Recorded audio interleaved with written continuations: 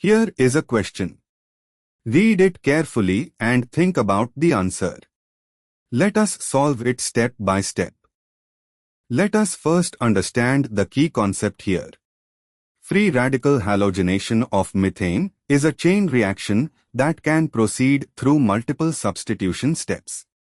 Once CH3Cl is formed, it can react further with Cl2 to give CH to Cl2, CHCl3, and CCl4 reasoning to maximize the yield of the monohalogenated product CH3Cl and minimize further chlorination. There must be a large excess of CH4 relative to Cl2. When CH4 is in large excess, high CH4, Cl2 ratio, the probability that Cl radicals encounter CH4 molecules is much greater than the probability of encountering CH3Cl molecules. This statistical excess suppresses the secondary, tertiary, and quaternary chlorination steps.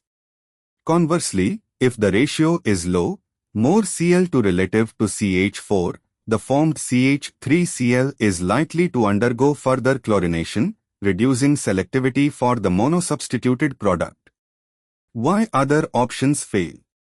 B. Low. A low ratio means excess Cl2, which promotes polychlorination of CH3Cl to CH to Cl2, CHCl3, and CCl4, reducing CH3Cl yield.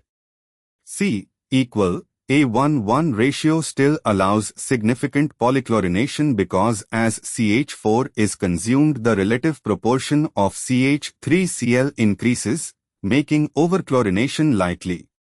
D. Can't be predicted. The outcome is well understood from free radical mechanism principles. The ratio clearly affects selectivity.